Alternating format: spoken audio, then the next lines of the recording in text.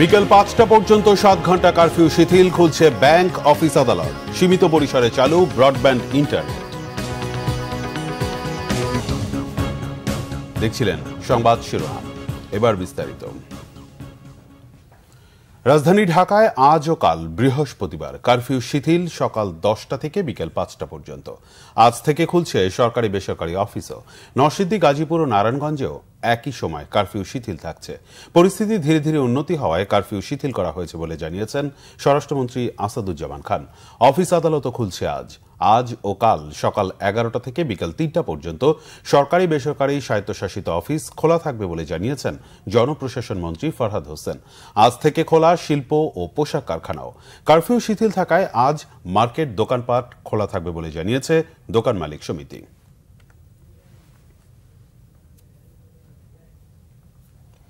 পাঁচ দিন পর পরীক্ষামূলকভাবে সীমিত পরিসরে ঢাকা ও চট্টগ্রামে চালু হয়েছে ইন্টারনেট সেবা।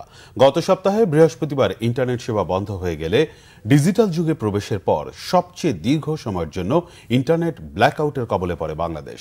কোটা সংস্কার আন্দোলনকে ঘিরে চলমান পরিস্থিতির মধ্যে বন্ধ হয়ে যাওয়া ব্রডব্যান্ড ইন্টারনেট পরিষেবা অবশেষে ফিরেছে 5 দিন পর।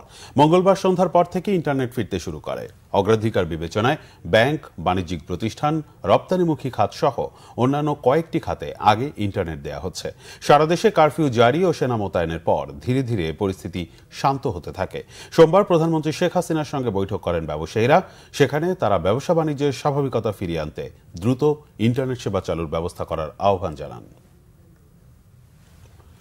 উদ্বোধনের 9 মাস পরও চালু হয়নি কুষ্টিয়া মেডিকেল কলেজ হাসপাতালের ইনডোর চিকিৎসা। ব্যাহত হচ্ছে শিক্ষার্থীদের হাতে কলমে শিক্ষা, সেবা বঞ্চিত হচ্ছেন রোগীরা। কুষ্টিয়া মেডিকেল কলেজের শিক্ষার্থীরা বলছেন 3 বছরের প্রকল্প 13 বছরে বাস্তবায়ন এবং 350 কোটি টাকার প্রকল্প ব্যয় বেড়ে হয়েছে 700 কোটি টাকা। কুষ্টিয়া থেকে হাসান আলীর তথ্য ছবিতে ডেস্ক রিপোর্ট। সব প্রস্তুতি শেষ হলেও অদৃশ্য কারণে এখনও চালু হয়নি কুষ্টিয়া মেডিকেল কলেজের নিজস্ব ক্যাম্পাসের 500 শয্যার ইনডোর হাসপাতাল ভবনটি। সীমাহীন ভোগান্তিতে শিক্ষার্থী ও রোগীরা। এদিকে 250 শয্যার জেনারেল হাসপাতালে কুষ্টিয়া মেডিকেল কলেজের বর্ধিত চাপ ও প্রতিদিন ইনডোরে 7 থেকে 800 রোগীর চিকিৎসা দিতে গিয়ে হিমশিম অবস্থা কর্তৃপক্ষের। ইন্টার্ন চিকিৎসকরাও কাঙ্ক্ষিত সেবা দিতে পারছেন না। সংকট উত্তরণে অবিলম্বে কুষ্টিয়া মেডিকেলের নিজস্ব ক্যাম্পাসে 500 শয্যার হাসপাতালে ইনডোর চিকিৎসা সেবা চালুর বিকল্প দেখছে না চিকিৎসকরা। বহির্বিভাগে গড়ে 1500 থেকে 2000 রোগী চিকিৎসা নেয়। এত বিপুল সংখ্যক রোগীকে এই স্বল্প পরিসরে চিকিৎসা দিতে যেয়ে আমাদের চিকিৎসা সেবা ব্যাহত হচ্ছে। সেই জন্য আমাদের দাবি কুষ্টিয়া মেডিকেল কলেজ হাসপাতালকে অচিরেই চালু করার ব্যবস্থা নেওয়া হোক। প্রাণের ক্যাম্পাসটি পূর্ণাঙ্গ রূপে চালুর দীর্ঘ 13 বছরের অপেক্ষা কুষ্টিয়া মেডিকেল কলেজ হাসপাতালের শিক্ষার্থীদের।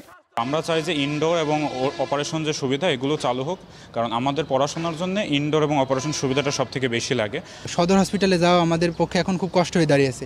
আর এই সময় যদি আমাদের হসপিটালটা চালু থাকে, আমরা আরও ভালোভাবে আমাদের ক্লিনিক্যাল প্র্যাকটিসগুলো করতে পারি। যত দ্রুত হাসপাতালে চালু হবে তত দ্রুত আমার ছাত্রছাত্রীদের জন্য এবং জনগণের জন্য এবং শিক্ষকদের জন্য সবার জন্য খুবই প্রয়োজন বলে আমরা মনে করি।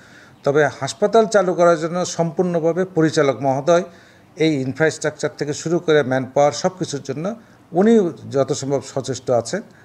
আমাদের কলেজ কর্তৃপক্ষ এটা সহায়তা করতে পারে, কিন্তু কাজ উনি করবেন। শিগগিরই ইনডোর সেবা চালুর আশ্বাস দিয়েছে কুষ্টিয়া মেডিকেল কলেজ হাসপাতালের পরিচালক। 500 বেডের হাসপাতাল গত ফেব্রুয়ারি মাসের 14 তারিখে আমরা গণপূর্তের কাছ থেকে আমরা বুঝে নিয়েছি এবং এটা আমাদের প্রশাসনিক অনুমতির জন্য খুব যথেষ্ট হবে। কারণ হলো ওইটা সহকারে আমাদের ঢাকা সচিবালয়ে আমরা প্রশাসনিক অনুমোদনের জন্য কাগজ জমা দিয়েছি এবং সেটা অনেকটা অ্যাডভান্স হয়েছে এবং দ্রুত এটা প্রশাসনিক অনুমোদন হবে এবং জনবল নিয়োগ হলে আমরা ইনডোর সেকশনটা দ্রুত চালু করতে পারবো বলে আমরা বিশ্বাস। হাসপাতালটি চালুর জন্য আর কতদিন অপেক্ষা করতে হবে প্রশ্ন কুষ্টিয়াবাসীর। Bangla vision news desk. এই ছিল এখনকার মতো।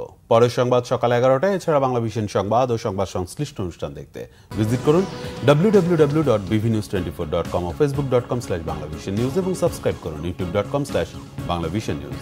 ধন্যবাদ।